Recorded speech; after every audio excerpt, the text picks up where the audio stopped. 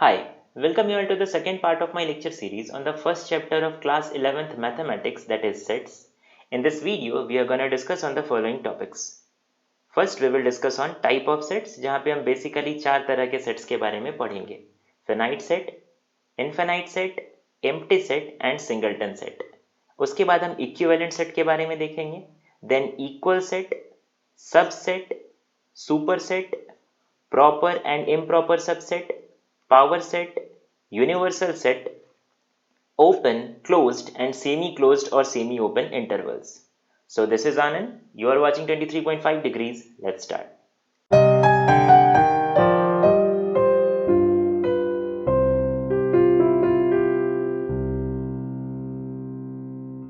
Starting with our first topic, that is type of sets. चलो शुरू करते हैं हम empty set से, जिसे हम null set या फिर void set भी कहते हैं. As the name suggests, ये एक ऐसा सेट है जिसके अंदर कोई एलिमेंट्स है ही नहीं. ये पूरी तरीके से खाली सेट है, यानी कि ब्रेसेस, लेकिन ब्रेसेस के अंदर कुछ है ही नहीं.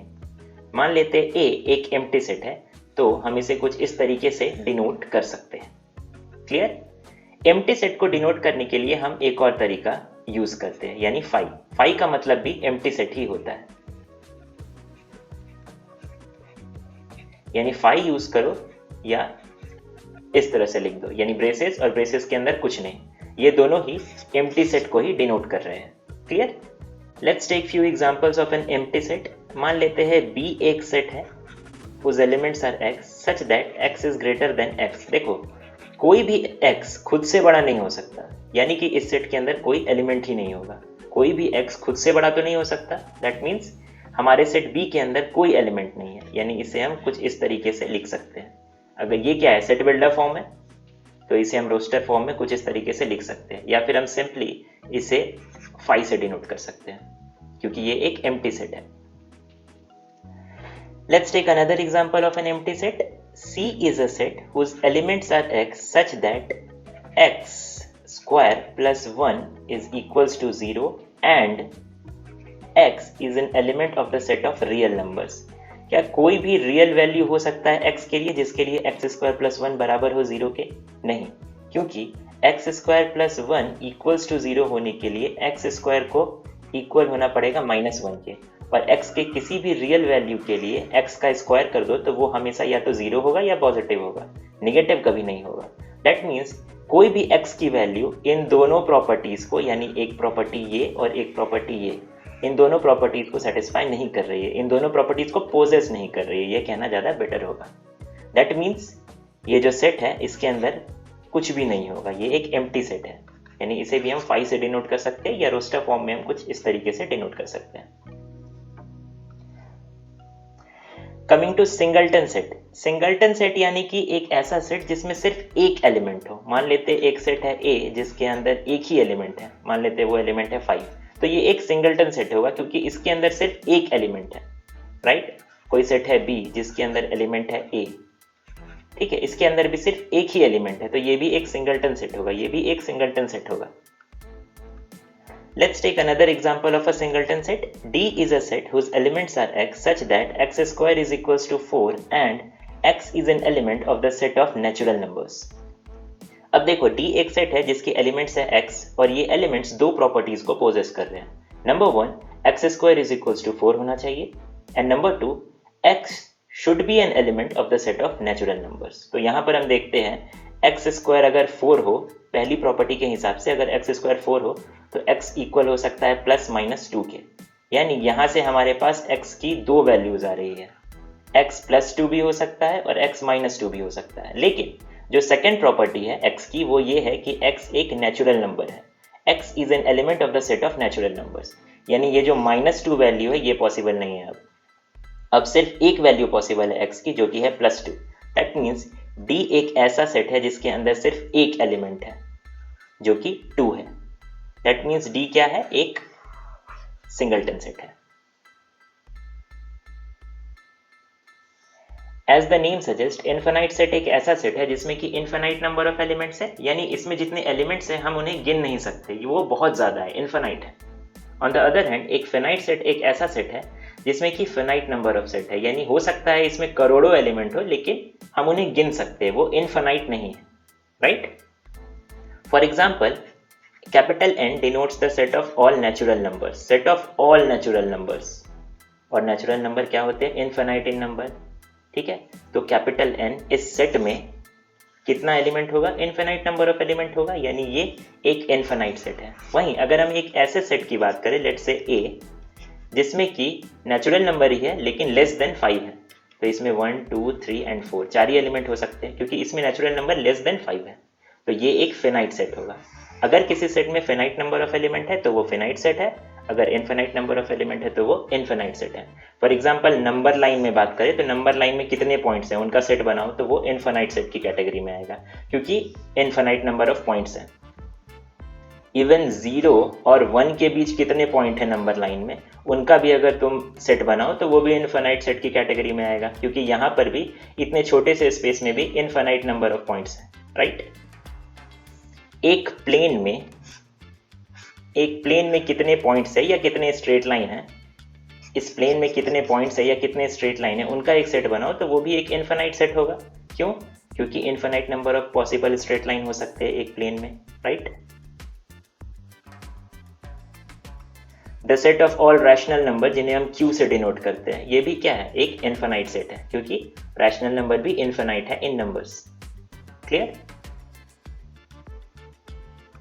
फिनाइट सेट के केस में हमारे पास एक स्पेशल टर्म है जिसे हम कार्डिनल नंबर या फिर ऑर्डर ऑफ अ सेट भी कहते हैं। The number of elements of a finite set is called its cardinal number, यानी एक फिनाइट सेट में एलिमेंट्स कितने नंबर्स में है उसे हम उसका कार्डिनल नंबर कहेंगे। फॉर एग्जाम्पल A एक सेट है जिसमें मान लेते हैं 1 2 3 4 एंड 5, 5 एलिमेंट्स हैं। तो number of elements in set A, जिसे हम कुछ इस तरीके से भी लिख सकते हैं, स्मॉल a फिर ब्रैकेट में capital A, number of element in set A is equals to 5। यहाँ पे 5 एलिमेंट्स हैं, number 1 number 2 number 3 number 4 and number 5। तो इस सेट A का कार्डिनल नंबर 5 होगा, ठीक है। सिमिलरली मान लेते हैं एक सेट है B जिसमें कि A है, Z है, X है, Y है, 1 है, 2 है, 5 है एंड एक एलिमेंट है आनंद, कोई भी एलिमेंट हो सकता है, ओके। तो number of element in set B is equals to 1 2 3 4 5 6 7 8। तो 8 क्या होगा? सेट B का कार्डिनल नंबर होगा। एक फिनाइट सेट में कितने एलिमेंट्स है उसे हम उस सेट का कार्डिनल नंबर कहेंगे, या फिर इसे हम ऑर्डर ऑफ अ सेट भी कह सकते हैं। Let's have a discussion on equivalent set and equal set. सबसे पहले हम इक्विवेलेंट सेट को देखते हैं। Two finite sets A and B are said to be equivalent if their cardinal number are same. Implies number of elements in A is equals to number of element in B. देखो, दो finite set है, मान लेते हैं A 1 2 10, इसमें 3 elements है, और B एक और सेट है जिसमें 3 5 8 3 एलिमेंट्स है। ये दोनों इक्विवेलेंट होंगे, क्यों?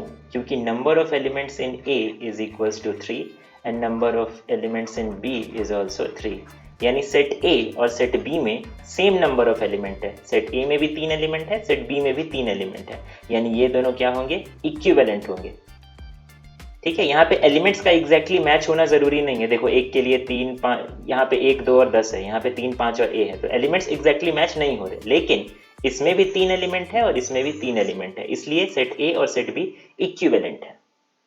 Clear? Let's take another example. A is a set whose elements are x such that x minus 2 into x minus 3 is equals to 0. ठीक है, x minus 2 into x minus 3 is equals to 0. And B is a set whose elements are A and Z. Okay? तो A को अगर हम लिखे roster form में ताकि हमें नंबर ऑफ एलिमेंट पता चल जाए, तो A को हम क्या लिख सकते हैं? यहाँ पे देखो, x minus 2 into x minus 3 is equals to 0, इसी प्रॉपर्टी को पोजेस कर रहा है कौन? x।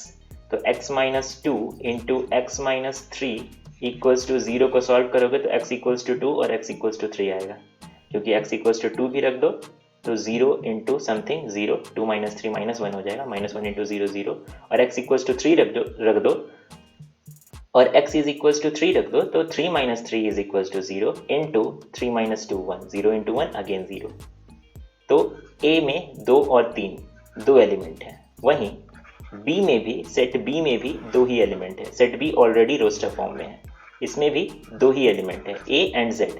क्योंकि सेट ए में भी number of element in set A is equals to number of element in set B is equals to 2, दोनों में सेम नंबर ऑफ एलिमेंट है, इसमें भी दो इसमें भी दो, इसलिए ये दोनों क्या है, इक्विवेलेंट सेट है।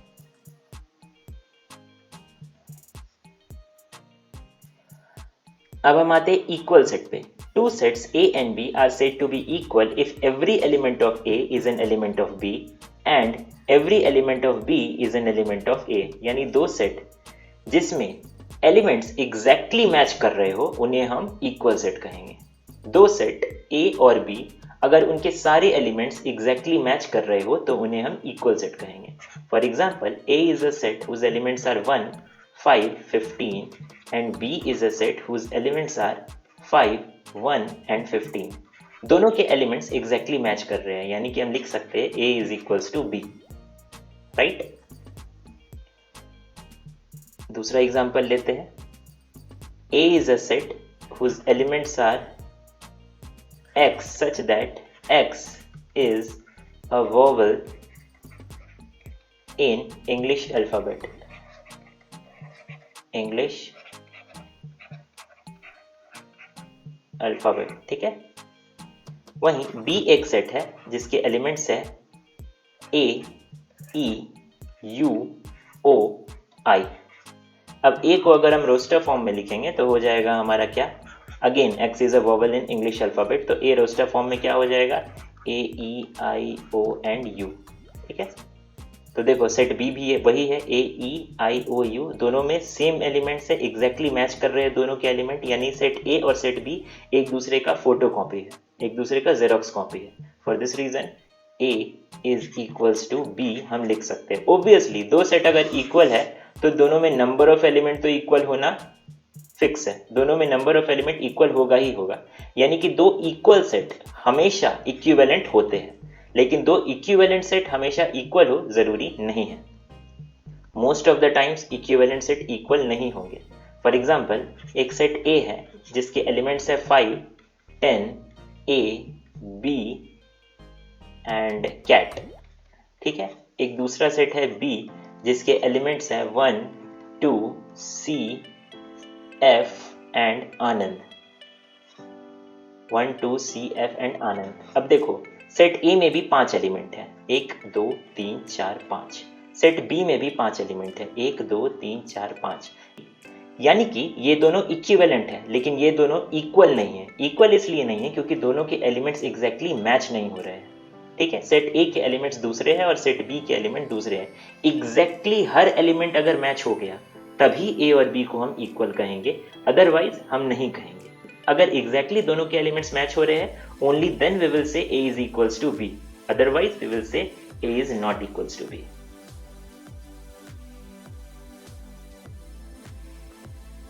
Let's take a set A is equals to X such that X square is equals to 9 and X is an element of the set of real numbers, ठीक है।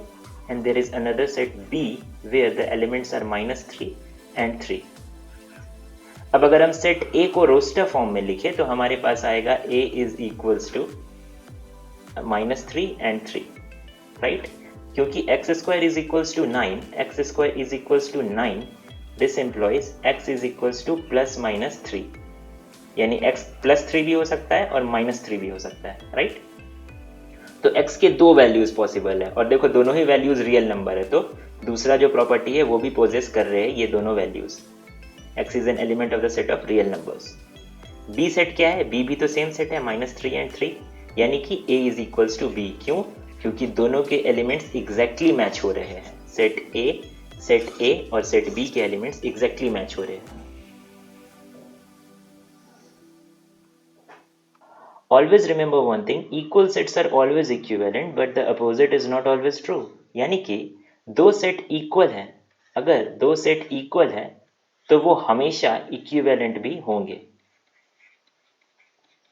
Equal sets are always equivalent. क्यों, क्योंकि equal इसलिए क्योंकि दोनों के elements exactly match हो रहे हैं और अगर एलिमेंट्स एग्जैक्टली मैच हो रहे हैं यानी ऑब्वियसली दोनों में सेम नंबर ऑफ एलिमेंट भी होगा यानी दोनों इक्विवेलेंट भी होंगे, लेकिन इसका अपोजिट हमेशा ट्रू हो ये जरूरी नहीं है, राइट? क्योंकि जैसे फॉर एग्जांपल फिर से देख लो, A 1 2 3 ये एक सेट है और B A B C ये दोनों ही सेट इक्वल नहीं है क्योंकि दोनों के एलिमेंट्स मैच नहीं हो रहे, लेकिन इक्विवेलेंट है क्योंकि दोनों में सेम नंबर ऑफ एलिमेंट्स हैं। Number of element in A is equals to number of element in B, right? और दोनों में ही 3 एलिमेंट है, वो बात की बात है, ठीक है? दोनों में सेम नंबर ऑफ एलिमेंट है इसलिए ये दोनों इक्विवेलेंट है, लेकिन दोनों इक्वल नहीं है क्योंकि दोनों के एलिमेंट्स एग्जैक्टली मैच नहीं हो रहे हैं। Set A exactly xerox copy नहीं है सेट B का। For this reason set A is not equals to set B, लेकिन set A and set B are equivalent because both have the same number of elements.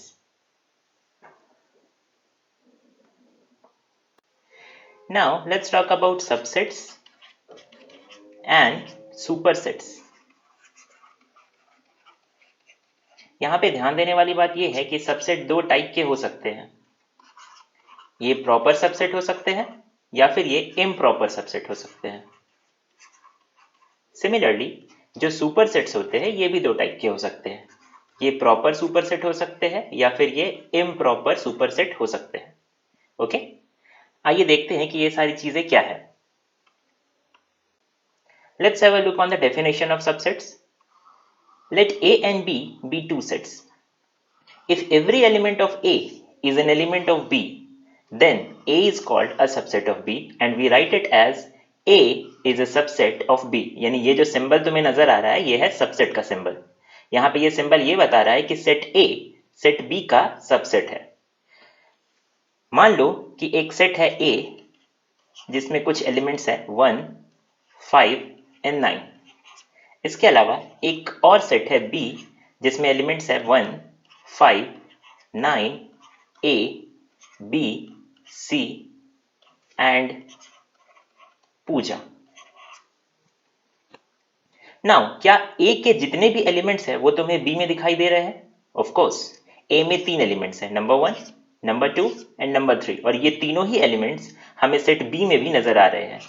ये और ये तीनों ही elements हमें set B में नजर आ रहे हैं। अब इन तीनों एलिमेंट्स के अलावा सेट B में और क्या क्या है, A, B, C या फिर पूजा, इनसे हमें उतना मतलब नहीं है। हम ये देख रहे हैं कि सेट A के सारे एलिमेंट्स सेट B में भी है, इसलिए हम इसे इस तरीके से लिख सकते हैं, A सबसेट है B का। A is a subset of B। Clear? चलो कुछ और एग्जांपल्स लेते हैं। एक सेट है A जिसमें एलिमेंट्स है A, B, C, D and E। एक दूसरा सेट है B जिसमें एलिमेंट्स है A, B and E।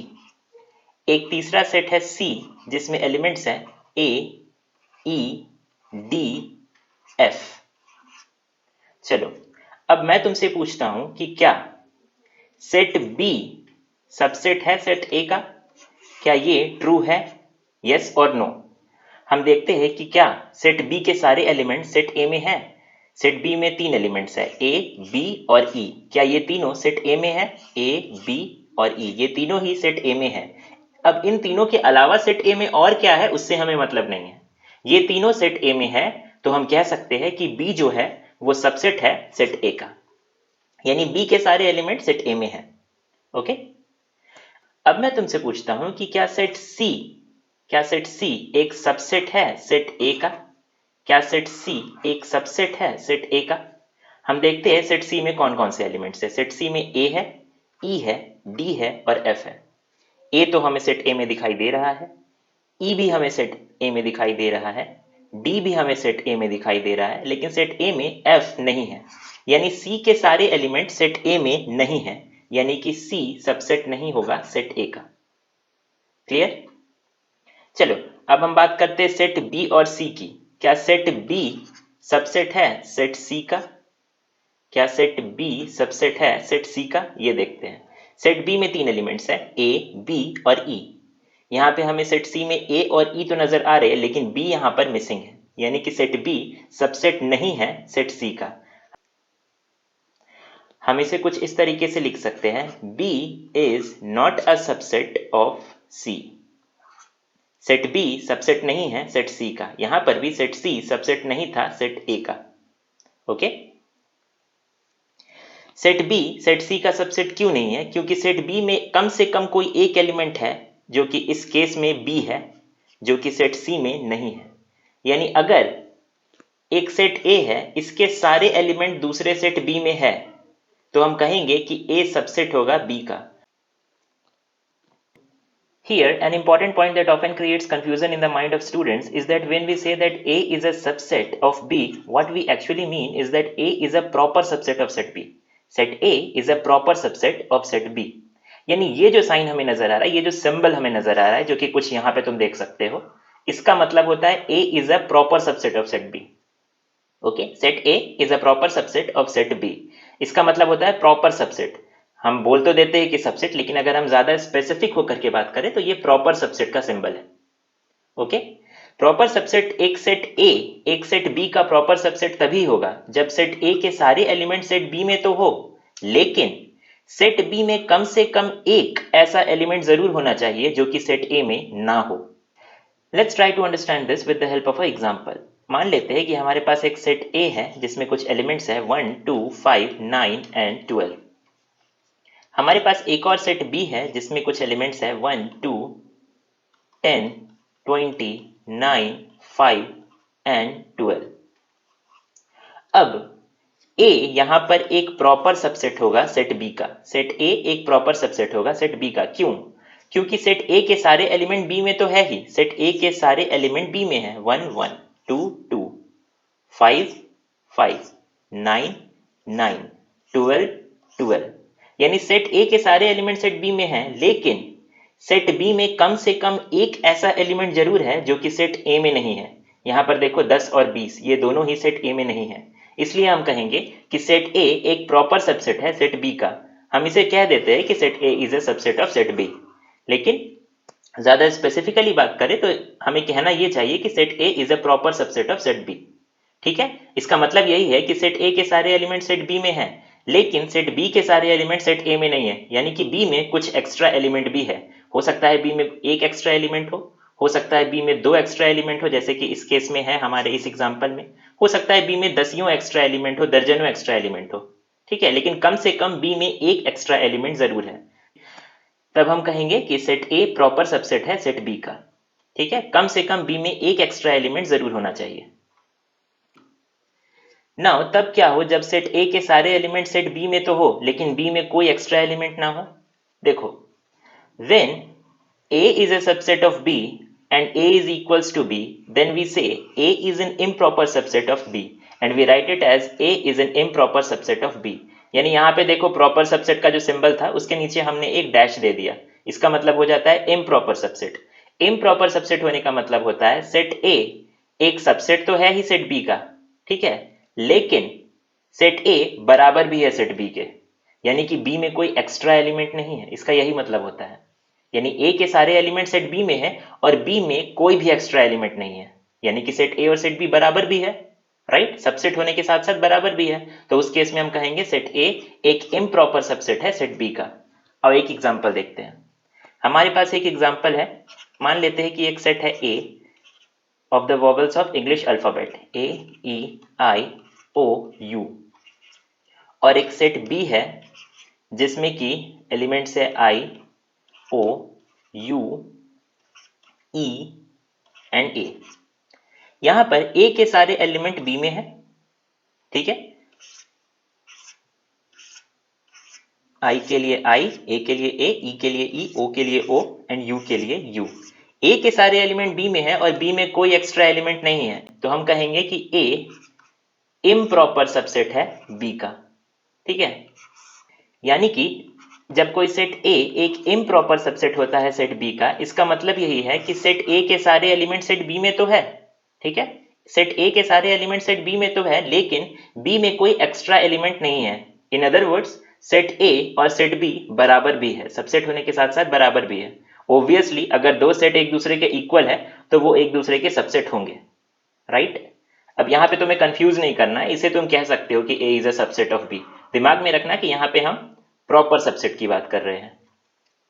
Again यहाँ पर भी तुम कह सकते हो A is a subset of B, लेकिन दिमाग में रखना कि ये इम्प्रॉपर सबसेट का सिंबल है। Okay, now when we say that A is a subset of B, actually what I mean is that A is a proper subset of B। तुम्हें symbol देख करके याद रखना है कि यहाँ पे प्रॉपर सबसेट की बात हो रही है या इम्प्रॉपर सबसेट की बात हो रही है। तो व्हेन आई से that A is a subset of B, तो इसका मतलब होता है कि A के सारे एलिमेंट B में तो है ही, लेकिन B में कम से कम एक एलिमेंट एक्स्ट्रा है सेट A के एलिमेंट्स के अलावा। ठीक है, तो हम कहते हैं कि set A is a subset of set B। इस चीज को कहने का हमारे पास एक और तरीका है, हम कह सकते हैं कि set B is a super set of set A। ठीक है, set B is a super set of set A। Let's take a set A with elements 1 and 2. Let's take another set B with elements A, B, C, 2, 1. We have two sets. Now A का हर एक element, यानी A में दो ही तो element है 1 और 2, क्या ये सेट B में भी है? ऑब्वियसली सेट B में भी हमें 1 और 2 दिखाई दे रहा है, यानी कि हम कह सकते हैं कि A एक सबसेट है सेट B का। ओके, सेट A एक सबसेट है सेट B का, क्योंकि सेट A के सारे एलिमेंट सेट B में है और B में कम से कम एक एक्स्ट्रा एलिमेंट है। हमारे इस एग्जाम्पल में B में 3 एक्स्ट्रा एलिमेंट है, कम से कम एक होना जरूरी है, एक से ज्यादा कितना भी हो सकता है।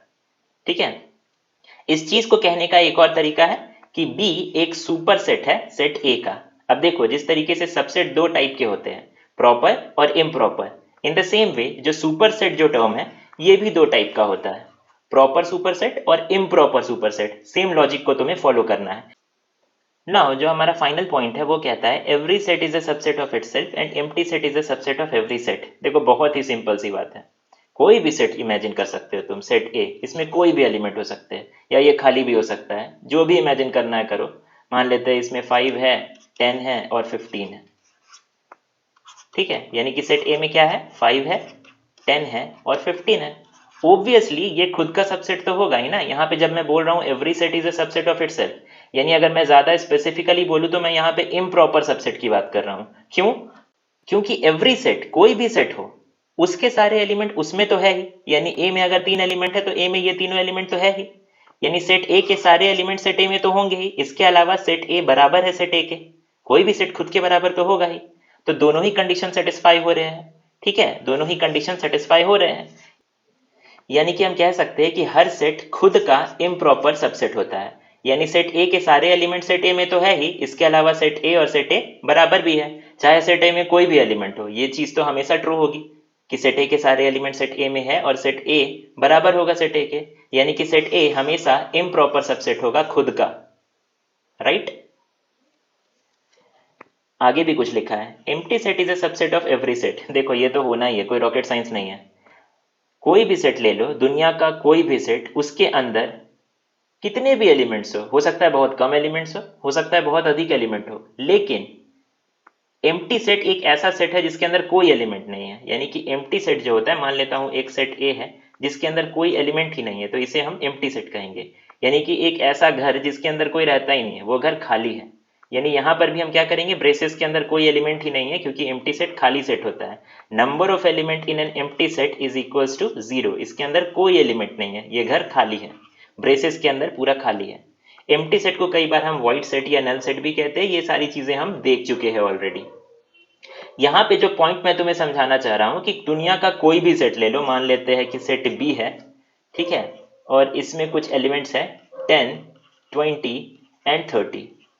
ठीक है, तो क्योंकि सेट ए जो कि एम्प्टी सेट है, ठीक है, इसके अंदर कोई एलिमेंट नहीं है, तो हम कह सकते हैं कि सेट ए के सारे एलिमेंट सेट बी में है और बी में कुछ एक्स्ट्रा एलिमेंट्स है। राइट, ठीक है, सेट ए के सारे एलिमेंट सेट बी में है और बी में कुछ एक्स्ट्रा एलिमेंट है। इस केस में, इस पर्टिकुलर एग्जांपल में बी में 3 एलिमेंट ज्यादा है, 10, 20 और 30। ठीक है, और ए में क्योंकि कुछ नहीं है तो हम कह सकते हैं कि ए के सारे एलिमेंट बी में भी है, यानी बी में कुछ नहीं भी है और कुछ नहीं के अलावा बी में 10, 20 और 30 3 एलिमेंट एक्स्ट्रा है। ठीक है, तो इसे कहने का तरीका होगा A is a subset of B. ठीक है, यहाँ पे ए क्या है, हमारा एम्प्टी सेट है, नल सेट या वॉइड सेट जो कहो। ठीक है, नल सेट को हम सिंपली फाई के सिंबल से भी डिनोट करते हैं, ये सारी चीजें हम देख चुके हैं। फाई, ये हो गया फाई का सिंबल। नल सेट को हम फाई के सिंबल से भी डिनोट करते हैं। तो एम्प्टी सेट यानी कि नल सेट दुनिया के हर एक सेट का सबसेट होगा। Okay, Here we have another term that we call power set. हमारा क्या मतलब होता है जब हम किसी सेट के पावर सेट की बात कर रहे होते हैं? इसे समझने के लिए हम एक एग्जांपल लेते हैं सेट A का, जिसमें कि 3 एलिमेंट्स हैं, 1, 2 एंड 3। अब सबसे पहला काम जो हम करेंगे वो ये कि इस सेट के सारे पॉसिबल सबसेट्स की एक लिस्ट बनाएंगे, यानी जितने भी सबसेट्स पॉसिबल है हमारे सेट A के, उन सभी की एक लिस्ट बनाते हैं। चलो, सबसे पहला तो फाई दुनिया के हर एक सेट का सबसेट होता है, जिसे कि हम नल सेट या वॉइड सेट या एम्प्टी सेट भी कहते हैं। इसके अलावा एक सेट जिसमें सिर्फ एक एलिमेंट है 1, एक सेट जिसमें कि सिर्फ एक एलिमेंट है 2, एक सेट जिसमें कि सिर्फ एक एलिमेंट है 3, एक सेट जिसमें दो एलिमेंट्स है 1 एंड 2, एक सेट जिसमें कि दो एलिमेंट है 2 एंड 3, एक सेट जिसमें कि दो एलिमेंट है 1 एंड 3, एंड फाइनली एक सेट जिसमें कि तीन एलिमेंट है 1, 2 एंड 3। ये सभी सेट हमारे सेट ए के सबसेट्स हैं। पावर सेट ऑफ ए का मतलब होता है एक ऐसा सेट जिसे हम कुछ इस तरीके से डिनोट करते हैं, पावर सेट ऑफ ए, जैसा कि तुम यहां देख सकते हो, power set of A. Power set of A का मतलब एक ऐसा सेट जिसमें सेट ए के सभी सबसेट हो। तो यानी कि हम एक ऐसे सेट की बात कर रहे हैं जिसका हर एक एलिमेंट हमारे सेट ए का एक सबसेट है। हमारे इस सेट का यानी कि पावर सेट ऑफ ए का हर एक एलिमेंट सेट ए का एक सबसेट होगा। तुम देख सकते हो, एक एलिमेंट है 5 जो कि सेट ए का एक सबसेट है, एक एलिमेंट है सेट ए, एक एलिमेंट है ये वाला सेट जो कि सेट ए का सबसेट है, एक एलिमेंट है ये जो कि अगेन सेट ए का सबसेट है। सिमिलरली ये सभी एलिमेंट सेट ए के सबसेट हैं। यहाँ पे ध्यान देने वाली बात यह है कि पावर सेट का हर एक एलिमेंट खुद में एक सेट होता है, यानी पावर सेट एक ऐसा सेट है जिसके अंदर जो एलिमेंट्स है वो सभी सेट होते हैं। फिर चाहे हम नल सेट की बात करें, यहाँ पे इस केस में ये वाला सेट, ये सेट, ये सेट, ये सेट, ये सभी सेट क्या है? सेट है, और ये सभी हमारे पावर सेट के एलिमेंट्स हैं। क्लियर? अब हम डेफिनेशन पे आते हैं। Let A be a set, then the collection of all the subsets of A is called the power set of A and is denoted by this। ठीक है, हम इसे कुछ इस तरीके से लिख सकते हैं सेट बिल्डर फॉर्म में। Power set of A is a set whose elements are S such that S is a subset of A। Clear? The next topic is universal set। A set that contains all sets under discussion is called a universal set। बोलने का मतलब ये है कि किसी particular question को solve करते वक्त या फिर किसी पर्टिकुलर डिस्कशन के अंडर अगर हम कुछ सेट्स से डील कर रहे हैं, अगर हमारे सामने कुछ सेट है, लेट्स से कि एक क्वेश्चन को सॉल्व करते वक्त हमारे पास तीन सेट है, सेट ए जिसमें कि एक एलिमेंट है, सेट बी जिसमें कि कुछ और एलिमेंट है, लेट्स से 3, 6, 9, एंड सेट सी जिसमें कि कुछ और एलिमेंट है यानी कि 2, 3 एंड 4। हमारा यूनिवर्सल सेट एक ऐसा सेट होगा जिसमें कि जितने भी सेट से हम डील कर रहे हैं, यानी इस केस में सेट ए, सेट बी और सेट सी, इन सभी सेट के सारे एलिमेंट हो। यानी कि हमारे यूनिवर्सल सेट में 1 भी होगा, 3 भी होगा, 6 भी होगा, 9 भी होगा, 2 भी होगा एंड 4 भी होगा। ये हो गया हमारा यूनिवर्सल सेट। नाउ एक बहुत ही इंपॉर्टेंट बात, जरूरी नहीं है कि यूनिवर्सल सेट यही हो। क्लियर? क्यों? यूनिवर्सल सेट होने के लिए जो इंपॉर्टेंट कंडीशन का फुलफिल होना बहुत जरूरी है वो ये है कि दिए गए क्वेश्चन में या किसी पर्टिकुलर डिस्कशन के अंदर जितने भी सेट से हम डील कर रहे हैं उन सभी सेट के सारे एलिमेंट हमारे यूनिवर्सल सेट में होने चाहिए। लेकिन यूनिवर्सल सेट में इन सेट के एलिमेंट्स के अलावा एक्स्ट्रा कितने भी एलिमेंट हो सकते हैं। ठीक है, यानी कि हो सकता है हमारा यूनिवर्सल सेट ये हो, या हो सकता है इस पर्टिकुलर क्वेश्चन में हमारा यूनिवर्सल सेट 1, 3, 6, 9, 2, 4 इतने एलिमेंट्स तो होंगे, इसके अलावा इसमें ए, बी, सी या कुछ भी और हो। ठीक है, आनंद या कुछ भी और हो, कोई भी और एलिमेंट हो, यानी कि कम से कम इतने एलिमेंट हमारे यूनिवर्सल सेट में होंगे। यानी दिए गए क्वेश्चन में जितने भी सेट से हम डील कर रहे हैं उन सभी सेट्स के एलिमेंट्स के अलावा एक्स्ट्रा कितने भी एलिमेंट यूनिवर्सल सेट में हो सकते हैं, लेकिन इतने एलिमेंट्स का होना बहुत जरूरी है, तभी हम इस सेट को यूनिवर्सल सेट कहेंगे। क्लियर? अब मान लेते हैं कि हम एक दूसरा क्वेश्चन सॉल्व कर रहे हैं जिसमें कि सेट ए है जिसमें कि एक एलिमेंट है 1, सेट बी है जिसमें कि दो एलिमेंट है 1, 2, सेट सी है जिसमें कि 4 एलिमेंट है ए, ई, आई, ओ, और सेट डी है जिसमें कि तीन एलिमेंट है। क्या ले तीन एलिमेंट को, चलो 1 2 3। यूनिवर्सल सेट एक ऐसा सेट होगा, अब इस पर्टिकुलर क्वेश्चन में अगर हम यूनिवर्सल सेट की बात करें तो ये एक ऐसा सेट है जिसमें कि इन सारे सेट्स की, यानी कि जिन सेट से हम डील कर रहे हैं, इनमें से हर एक सेट का एलिमेंट हो, यानी इसमें 1 भी होगा 2 भी होगा, हर एक सेट का सारा एलिमेंट हो। ठीक है, यानी कि 1 भी होगा 2 भी होगा, ए ई आई ओ एंड 3।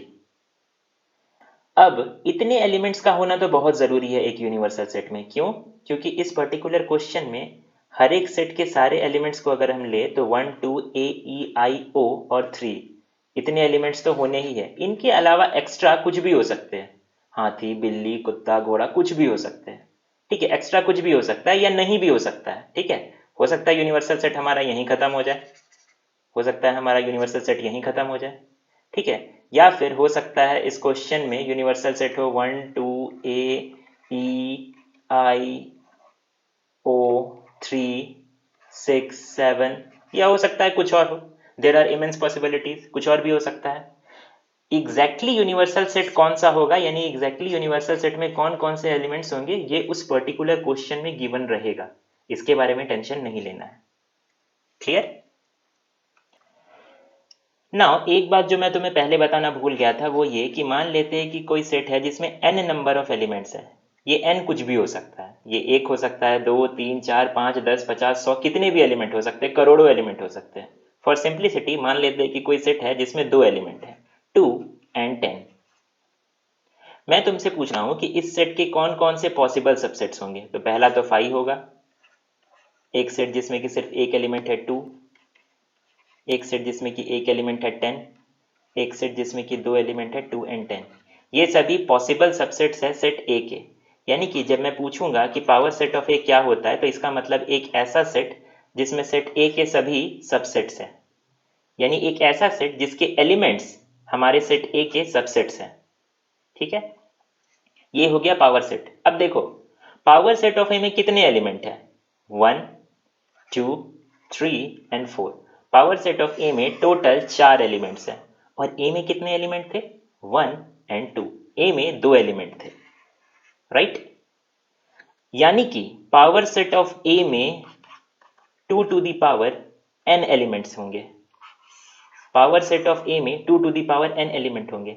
अगर ए में 2 एलिमेंट है तो पावर सेट ऑफ ए में 2 पर पावर 2 एलिमेंट यानी कि 4 एलिमेंट है, जो कि हम क्लियरली देख पा रहे हैं।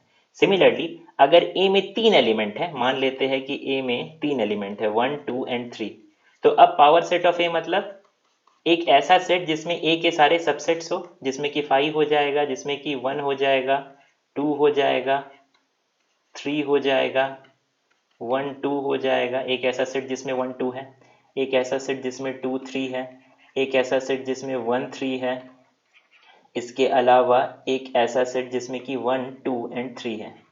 ठीक है, तो पावर सेट ऑफ ए मतलब एक ऐसा सेट जिसमें ए के सारे सबसेट है। अब देखो इस केस में number of elements in A is 3, यानी हमारे सेट ए में 3 एलिमेंट है। तो पावर सेट ऑफ ए में कितने एलिमेंट है जरा देखते हैं, 1 2 3 4 5 6 7 8। Here what I am referring two is that जब ए में सेट ए में 2 एलिमेंट थे, तो पावर सेट ऑफ ए में 2 पर पावर 2 यानी 4 एलिमेंट थे। जब हमारे सेट ए में 3 एलिमेंट हुए तो पावर सेट ऑफ ए में 2 पर पावर 3 दैट मीन्स 8 एलिमेंट्स हुए।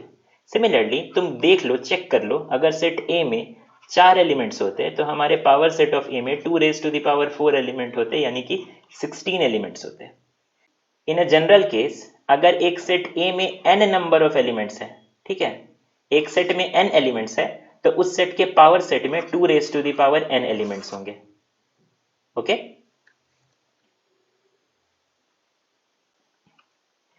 Now let's solve a problem to make the concept of power set crystal clear. यहां पर देखो हमारे पास एक सेट है ए जिसके अंदर हम देख पा रहे हैं कि 2 एलिमेंट्स है। ये थोड़ा कॉम्प्लेक्स प्रॉब्लम है इसलिए मैंने इसे लिया एग्जांपल में। इस सेट के 2 एलिमेंट्स है, पहला एलिमेंट है नल सेट ये 5, और दूसरा एलिमेंट है a set containing the null set. ठीक है, ये एक सेट है जिसमें 2 एलिमेंट है। तो पावर सेट क्या होगा, पावर सेट ऑफ ए हम जानते हैं एक बात तो हम बहुत ही आराम से कह देंगे, क्योंकि सेट ए में 2 एलिमेंट है तो पावर सेट ऑफ ए में कितने एलिमेंट होंगे? 2 raise to the power 2, 2 raise to the power 2 that is 4। ठीक है। सेट ए में अगर 3 एलिमेंट होते तो पावर सेट ऑफ ए में कितने एलिमेंट होते? 2 raise to the power 3 that is 8। ठीक है, तो ये चीज तो हम कह सकते हैं।